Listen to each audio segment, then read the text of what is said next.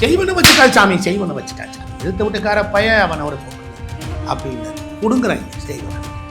நீ பெரியவர்கள் விட்டா மெராசு 40 ஏக்கருக்கு அங்க ஏண்டாங்கள் உலகத்தில் எவனா இருந்தாலும் கொளுத்தி போட்டு செய்வனை வச்சு. ஏண்டா செய்வனை வைக்கிறதுக்கு ஆளே இல்லையடா. ஆதி காலத்துலலாம் கோவில்களே கிடையாது. ஆதி காலத்தில் பெரிய மரங்கள் பூமி உருவான பிறகு இந்த பூமியை படைத்து காத்து ரட்சித்து மறைத்து ஓதுகின்ற வேலையெல்லாம் யார் செஞ்சிருப்பாங்க? மேல் உலகத்திலிருந்து இருக்கக்கூடிய வாசிகள் சில சூப்பர் நோவா பவர்ஸ், இந்த உயர் வான்காந்த அதிர்வுகள் அவர்கள் பூமியிலே வந்து மரங்கள் வடிவில் வந்து தங்கினார்கள். உண்மையிலே கடவுள் யாரு? மரங்கள். அப்போ மரங்கள்கிட்ட போய் பூக்க சிந்துறது, கல்லை வச்சு கொத்துறது, இலையை புடிச்சு போடுறது, அங்கே போய் தான் உச்சா அடிக்கிறது. ஏன்னா உங்களுக்கெல்லாம் கொஞ்சம் கூட புரியாதா? மரங்கள் மனிதனை தெய்வத்தோடு சேர்க்கும். ஓ எண்ணத்தை அது வசத்தும். ஓ உடம்புல இருக்கிற ஆரோ சக்தியை மரம் வளர்ந்துருக்கும், அந்த அளவுக்கு உயர்த்தும். அந்த தேவர்கள் வான்மண்டலத்திலிருந்து வந்துட்டு பூமியில தான் அசைன்மெண்ட் எல்லாம் முடிச்சுட்டு போகும்போது அந்த மரத்திட்ட சக்தியை கொடுத்து. அப்ப கேட்கிற பிரகலாதே, ஏ சாமி, உன்னால என்ன உலகத்துக்கு நன்மை என்ன? அப்படி கேட்டுட்டேன்.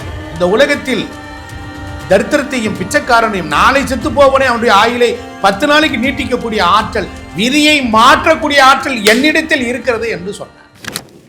வணக்கம். விதியை மாற்றும் விருட்ச சாஸ்திரம் மற்றும் தாந்திரிக பரிகாரங்கள், இதுதான் இன்னையோடைய தலைப்பு. இப்போ விதியை மாற்றும் விருட்ச சாஸ்திரம். விருட்சம் அப்படின்னா மரம்னு அர்த்தம். மரங்களில் என்ன இருக்குது அப்படின்னு நீங்கள் கேட்குறீங்க. மரங்களில் என்ன சார், மரத்தை பற்றி பேசுகிறீங்க? மரம் பார்க்குற மரம் இருக்குது, நிழல் கொடுக்குது, குளிர்ச்சியை கொடுக்குது, அவ்வளோதானே சார். அப்புறம் ஏதாவது பழம் இப்போ காய்ச்சி ஊற்றுனா சாப்பிட்றதானே சார், இதில் என்ன போய் இருக்குது அப்படின்னும் நாம் கேள்வியெல்லாம் கேட்போம். ஒரு மனித குலத்தினுடைய மகத்தான ஒரு உண்மையை நான் சொல்கிறேங்க. தயவுசெய்து இந்த வீடியோவை பார்க்குறவங்க பொறுமையாக இருக்கும்படி தெளிவாக கேளுங்க. நாம் எங்கே பிறந்தோம்? அம்மாவோட வயிற்றில் தானே பிறந்தோங்கிறோம். அதற்கு முன்னே என்ன நடந்தது நமக்கு தெரியுமா? கேட்டுக்கங்க. ஒரு உயிர் பூமியில் வந்து பிறக்கணும். ஒரு நல்ல கவனிங்க, ஒரு உயிர் பூமியில் வந்து பிறக்கணும்.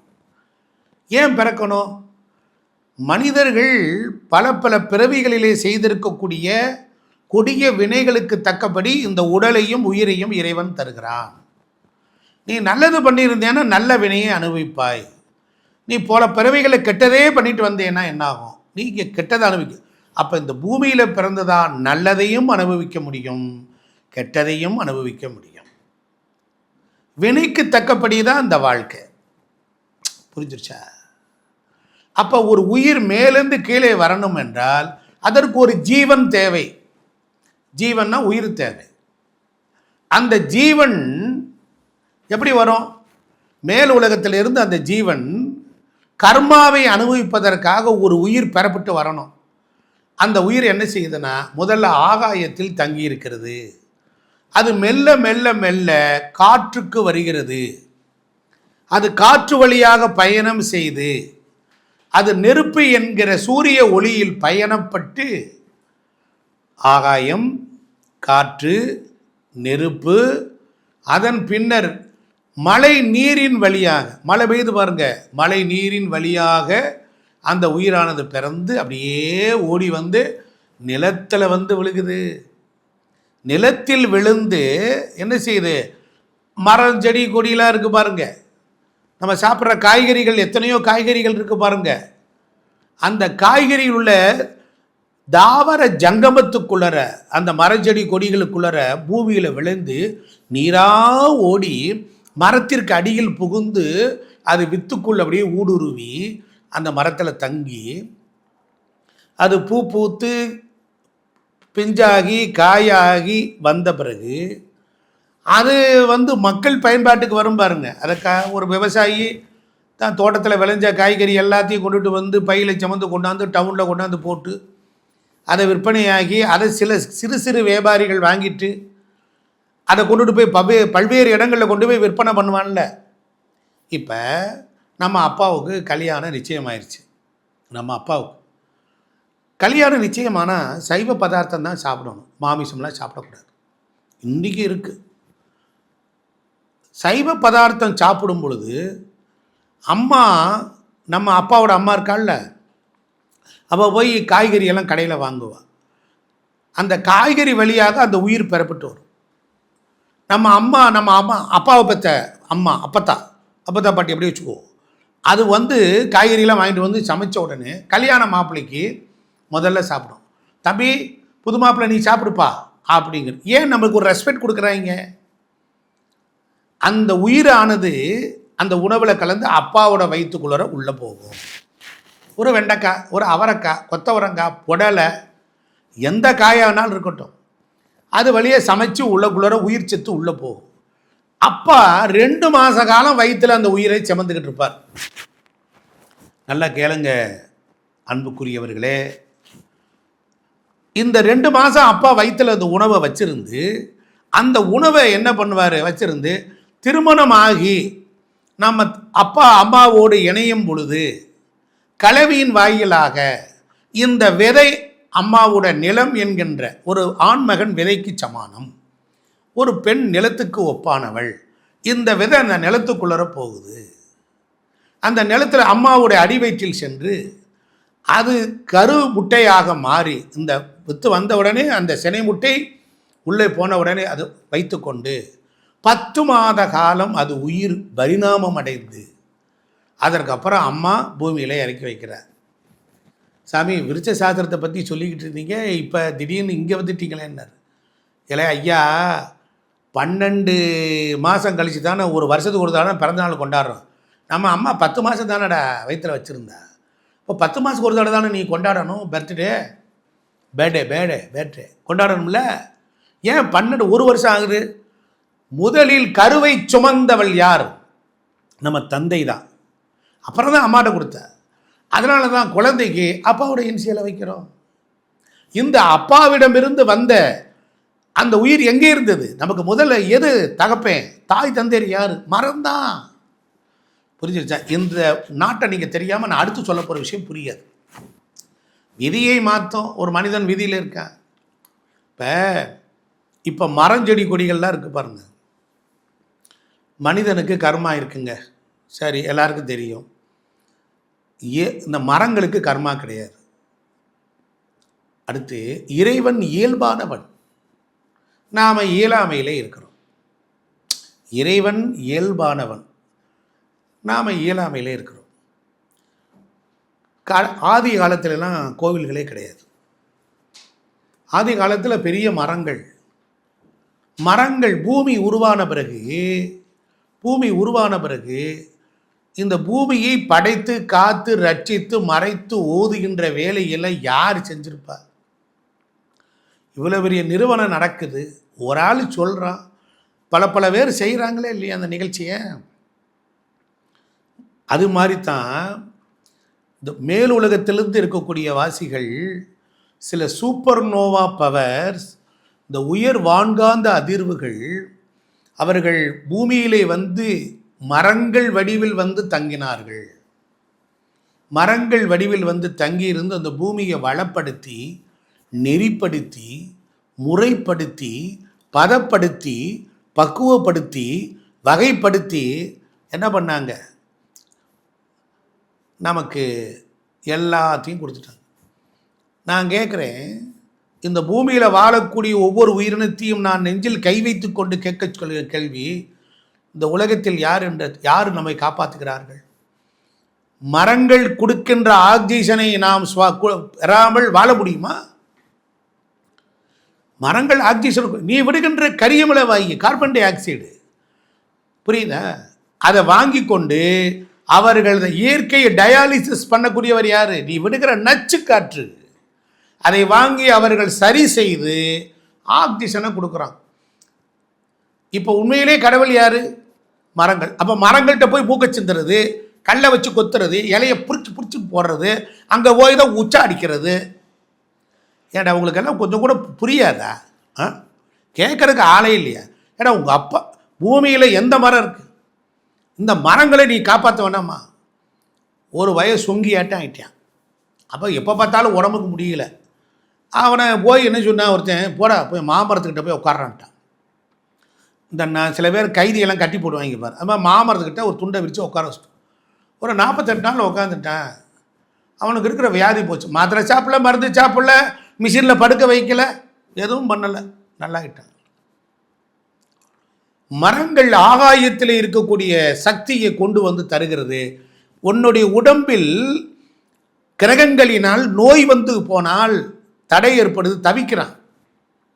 அப்போ ஒரு மனுஷன் துன்பப்படும் போது, துக்கப்படும் போது நோட்டை தூக்கிட்டு வரான், சாமி ஜாதகம் பாருங்க, ஏ உனக்கு 6, 8, 12 கூடிய தேசம் இருக்கிறியா, மாரகாதிபதி பாரகாதிபதி இருக்கான், டைம் சரியில்லை, இந்த கோயிலில் போய் ஒரு அபிஷேகம் பண்ணு அப்படின்னு சொல்கிறான். அந்த மரத்திற்கு எவைய சக்தி கொடுத்தா? அந்த கோயிலுக்கு யார் சக்தி கொடுத்தா? இப்போ இங்கே இருக்கக்கூடிய கோயிலெலாம் இருக்குல்ல, மனுஷன்தான். மனுஷன் தானே யாக வளர்த்து மந்திரம் சொல்லி சாமியை கல்ல தெய்வமாக மாற்றினா. ஆதியில் கோயில்களே இல்லாத பொழுது மரங்கள்கிட்ட தான் எல்லாரும் போய் கும்பிடுவான். அந்த மரத்துக்கிட்ட போய் ஒன்று கும்பிடுவான். சதுரகிரி மலையில் 16,660 மரங்கள் இருக்கிறது.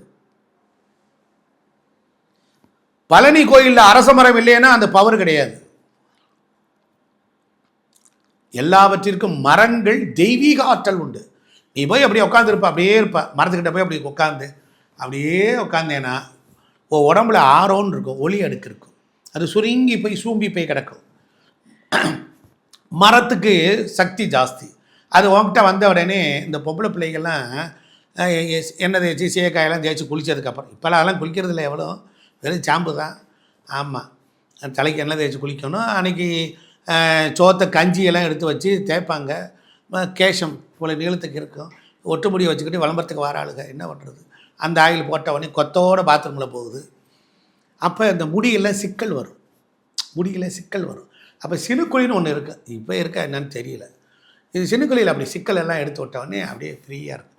அம்மா சொல்லுவா, பிள்ளைகள்லாம் குளிச்சதுக்கு போய் வெயிலில் காய வைடி. அப்புறம் சினுக்கள் எடுத்துக்கினார். அந்த பிள்ளைங்க அப்படியே உட்காந்துக்கிட்டு இருக்கும், இவ்வளோ நினைக்க முடியிருக்கும், இப்படியே இருக்கும் பா அப்படிங்க. இப்படி சினுக்குழியில் சிக்கல் எடுக்கு.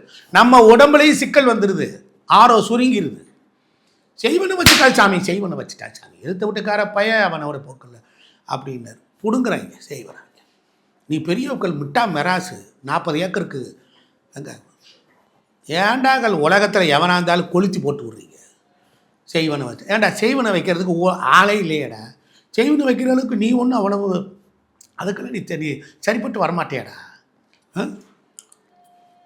நீயா கெட்டு சீரழிகிற, நீயா ஊழ்வனையினால மாட்டுற. அப்போ என்ன செய்யணும்? போ. அப்போ அந்த மரத்தில் போய் உட்காந்தா என்ன ஆகுது? அது சரி பண்ணி விடுது. காசு கேட்குதா? டோக்கன் வாங்குதா? 100 டோக்கன் வாங்கியிருக்கா டாக்டருக்கு? 200 கட்டினியா? அதெல்லாம் கிடையாது. மாத்திரை மருந்து எதுவுமே கிடையாது. விதியை மாற்றுது. உனக்கு வரக்கூடிய நோய், பேய், சண்டை, சச்சரவு, பிரச்சனை, நிம்மதி இல்லாத தன்மை, அதையெல்லாம் சரி பண்ணுறது மரங்கள். புத்தருக்கு எந்த மரத்தடியில் ஞானம் கிடைச்சிச்சு? நீங்கள் ராமாயண மகாபாரதத்துக்கு மரத்தடியில் தான் இருக்கு. மரங்கள் மனிதனை தெய்வத்தோடு சேர்க்கும். எண்ணத்தை அது வசத்தும்.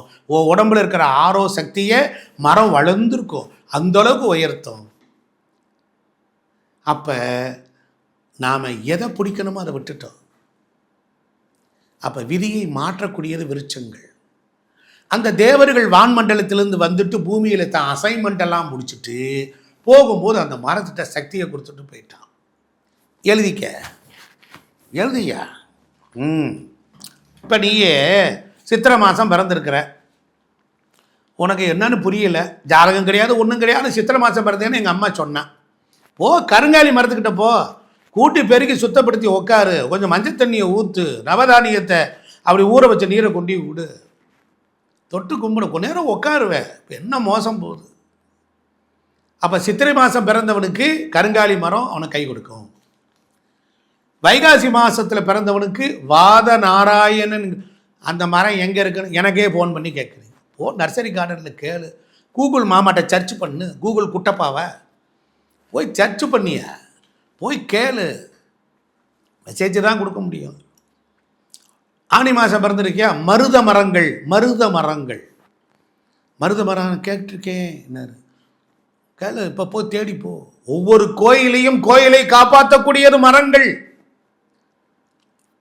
புரிஞ்சுக்கணும். ஆடி மாதம் பிறந்திருக்கியா, மலை வேம்பு, வேம்புலேயே வேப்ப மரத்துலேயே மலை வேம்புன்னு இருக்கும். அந்த மரம் உன்னை காப்பாற்றும். அந்த மாதத்தில் நீ பிறந்திருக்க, உன்னை காப்பாற்றி விட்ரு. என்ன சாமி நம்பவே முடியுது? நான் அவ்வளோ தூரம் யாகம் வளர்த்தேன். ஆமாம், உன்னால் 25,000 மணி நேரம் கொடுத்து யாகம் வளர்க்க முடியாது, கோயிலுக்கு போக முடியாது, உன்னால் நிற்க முடியாது, பொறுமை இல்லை, எரிச்சப்படுற, வரிசையில் நிற்க முடியல. அப்போ என்ன செய்? போ, மரத்துக்கிட்ட போ, போய் பாரு, உட்காந்து பாரு, தனிமையை விரும்பு, மரத்தை கட்டி பிடி, ஒரு உம்மா கொடு, விளக்க போடு, பத்தியை பொறுத்து. அட ஒன்றுமே நடக்கலை, நான் வக்கத்தவன், நாதியத்தவன், வாழ்க்கையில் மேடேறவே முடியல. ஒரு விஷயம் சொல்லி தருவா. அத்தி மரம்னு ஒரு மரம் இருக்குது. அந்த மரத்தடியில் நரசிம்ம சரஸ்வதினு ஒரு மகான் அங்கே தவம் இருந்துக்கிட்டே இருக்கார். ஏதாவது ஒரு மதத்தில் தானே இருப்பார். இந்த குறுகிய புத்தியில் விடுங்கய்யா, வேர்ல்டில் எங்கெல்லாம் அத்தி மரம் சூட்சுமமாக இருப்பார்கள். இந்த ரகசியம் எவருக்கு தெரிகிறதோ, நிறைய பேசலாம், நீ கேட்க மாட்ட, உடனே ஸ்வைக்குன்னு தள்ளி விட்டுருவேல. நம்மளால் ஸ்கிப் பண்ணுறது தானே பார்க்குறீங்க. முழுமை யார் கேட்குறீங்க? நாங்கள் ஆவி போக கத்துறோம். இந்த விஷயம் படிக்கணும், 2000 புக்கு படிக்கணும். பக்த பிரகலாதன் தன் தந்தை இரணியகசிபுவுக்கு பிரச்சனை வரும்பொழுது நரசிம்மமூர்த்தி இரணியகசிபை வதம் பண்ணார். வதம் பண்ணவொடனே அப்போ கேட்குறார், இந்த மரத்தில் உன் கடவுள் இருக்கானான்னு இரணியகசிபு கேட்குறான் தன் மகனை பார்த்து. அவன் சொல்கிறான், இரணியகசிபு பண்ண பார்த்து பிரகலாதன் சொல்கிறான், நைனா, தூணிலும் உலன் ஒரு துரும்பிலும் உலன், ஒரு தன்மை அனுசரித்த நின் கூற்றிலும் உலன் அப்படின்னு சொல்கிறார். இந்த மரத்தில் இருக்கானா? ஆமான்னார். மரத்தை எடுத்தான், கதையில் அடித்தான், மரம் 2ஆக பிளந்து நரசிம்மர் வந்தார். அந்த மரம் அத்தி மரம். அந்த அத்தி மரத்துக்கிட்ட தானே பெருமாள் வந்தார்னு பிரகலாதே அந்த மரத்துக்கிட்ட வந்து உட்காந்து டெய்லி சாமியை கும்பிட்டு பூஜை பண்ணிட்டு ஓம் கரி நாராயணா பஜனை பாடிக்கிட்டு இருக்கான் டெய்லி. ஒரு நாள் பார்த்தா அந்த மரம் தழுத்து வளருது, மரம் தழுத்துருது, அப்படியே தழுத்து நிற்கிது. மிரண்டு போயிட்டோம், எப்படி சாத்தியம்? அப்போ அதுலேருந்து ஒரு அசிரியர் ஒரு குரல் கேட்குற. அசிரியர்னு என்னன்னு தெரியுமா? சரீரம்னா உடலோடு கூடியவன் பேசுறது சரீர வாக்கு, சரீர பேச்சு. சரீரி உடல் இல்லாமல் தனியில் பேசும். சில அந்த மாதிரி சொன்ன உடனே அது சொல்லுது, நான் தான் நரசிம்ம சரஸ்வதி, நான் தத்தாத்திரேயர் என்று சொல்லக்கூடிய குரு சரித்திரத்திலே நான் தான் இங்கே நரசிம்ம சரஸ்வதியாக இருக்கிறேன். நான் என் ஜீவனை யோக சமாதியாகி அத்திமரத்தில் விட்டுட்டேன். அத்திமரம் எங்கே இருக்கிறதோ அங்கெல்லாம் நான் இருப்பேன். அப்போ கேட்குற பிரகலாதே, ஏய் சாமி, உன்னால் என்ன உலகத்துக்கு நன்மை? என்ன அப்படி கேட்டுட்டேன்? இந்த உலகத்தில் தரித்திரத்தையும் பிச்சைக்காரனையும் நாளை செத்து போவனே அவனுடைய ஆயுளை 10 நாளைக்கு நீட்டிக்கக்கூடிய ஆற்றல், விதியை மாற்றக்கூடிய ஆற்றல் என்னிடத்தில் இருக்கிறது என்று சொன்னார். இந்த சரித்திரத்தை படித்தேன், நான் படித்தேன், இந்த பரதேசி படித்தேன்.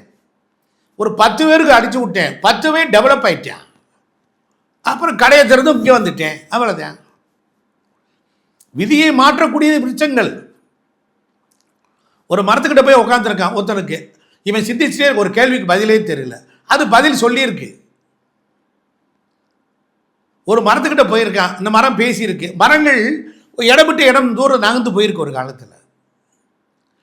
மரங்கள் மனிதர்களுக்கு பெரிதும் பயன்படுது. முதல் விஷயம் அது உணவு கொடுக்குது, உடுத்த உடை அல்லது எடுக்குது, குளிர்ச்சியை தருது, காற்றை சுத்தப்படுத்துது, மனித வாழ்க்கையின் கர்மாவை எல்லாம் போக்குது. இப்படியா சொல்லிட்டு வந்தேன்ல. இப்போ ஆவணி மாதத்தில் பிறந்தவர்களுக்கு நஞ்சுண்டா மரம், புரட்டாசி மாதத்தில் பிறந்திருக்கான ஒருத்தன் புளிய மரம். இந்த புளிய மரம் பொந்துக்குள்ளதாயா நம்மாழ்வார் உள்ள தவம் இருந்தார். அதே போல் ஐப்பசி மாதம் பிறந்தவர்களுக்கு கடுக்காய் மரம், கார்த்திகை மாதத்தில் பிறந்தவர்களுக்கு பரம்பை மரம், மார்கழி மாதத்தில் பிறந்தவர்களுக்கு ஈட்டி மரம், மாசி மாதத்தில் பிறந்தவர்களுக்கு செம்மரம், பங்குனி மாதத்தில் பிறந்தவர்களுக்கு தங்க அரளி. இப்படியாக மரங்களை பற்றி தெரிஞ்சிட்டோம், பிறப்பை பற்றி தெரிஞ்சிட்டோம், அது எப்படி விதியாக மாற்றக்கூடிய விஷயத்தை பற்றி தெரிஞ்சிட்டோம். இது பெரிய விஷயம், நாம் இப்பொழுது கொஞ்சமாக கொடுத்துருக்குறோம். தொடரும். நேயர்களே, பெகைன் தமிழ் பக்தி சேனல் வாயிலாக மறைந்து இருக்கக்கூடிய வாழ்வில் பக்தி ரகசியங்களை உங்களுக்கு சொல்வதற்கு கடமைப்பட்டிருக்கிறேன். திருவருளும் குருவருளும் இணைந்து இந்த நாளை கொடுத்திருக்கிறது. பாருங்கள், லைக் பண்ணுங்கள், ஷேர் பண்ணுங்கள், சப்ஸ்கிரைப் பண்ணுங்கள். நன்றி, வணக்கம்.